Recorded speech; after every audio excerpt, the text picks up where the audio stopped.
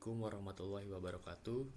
Perkenalkan, nama saya Dimas Adriansyah, mahasiswa dari Telkom University, jurusan Teknik Informatika dan Fakultas Informatika dari kelas IF 4701 PJJ. Dalam video kali ini saya akan menjelaskan mengenai alam dan manusia. Pada video kali ini ada beberapa poin yang akan saya jelaskan, yaitu mengenai mengenal alam sebagai ciptaan Allah, kemudian pengertian manusia, proses penciptaan manusia, tugas, peran, dan fungsi manusia, istilah-istilah manusia menurut Al-Quran, dan yang terakhir, manusia dari alam ke alam. Mengenal alam sebagai ciptaan Allah. Alam raya dengan segala isinya bukanlah sesuatu yang ada dengan sendirinya atau suatu kebetulan, tetapi ia diciptakan oleh Sang Maha Pencipta. Segala sesuatu yang ada di alam raya ini diciptakan oleh Allah Subhanahu wa Ta'ala. Oleh karena itulah Allah sebagai Al-Khaliq, yaitu Sang Pencipta. Sebagai buktinya, salah satu planet ciptaan Allah adalah bumi yang dihuni oleh makhluk hidup. Dan awal kehidupan di muka bumi dimulai dari diciptakannya air atau minyak. Hal tersebut dijelaskan pada Quran Surah Al-Anbiya ayat 30. Kemudian selanjutnya pengertian manusia. Menurut KBBI, manusia adalah makhluk yang berakal budi atau bisa diartikan mampu menguasai makhluk lain. Allah Subhanahu wa Ta'ala menciptakan manusia sebagai makhluk terbaik di antara makhluk lainnya.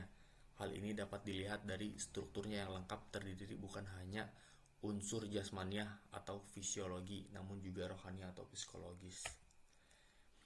Kemudian proses penciptaan manusia.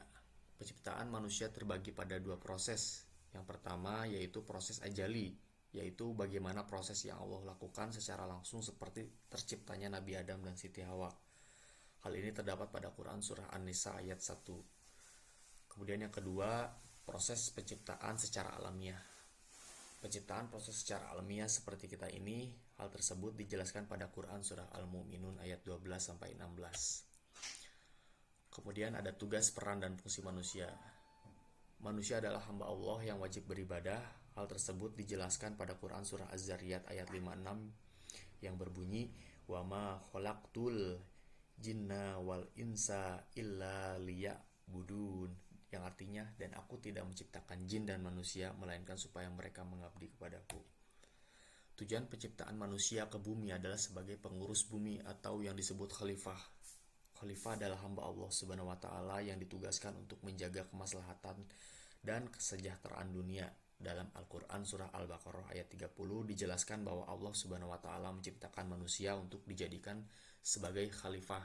Manusia juga diberikan derajat yang lebih tinggi agar bisa mengatur, mengelola, dan mengolah semua potensi yang ada di bumi.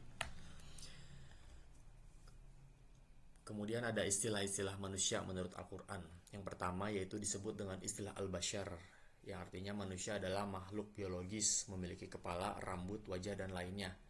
Kemudian yang kedua disebut dengan istilah An-Nas, yaitu manusia adalah makhluk sosial dan hidup berkelompok. Yang ketiga disebut juga dengan istilah Bani Adam.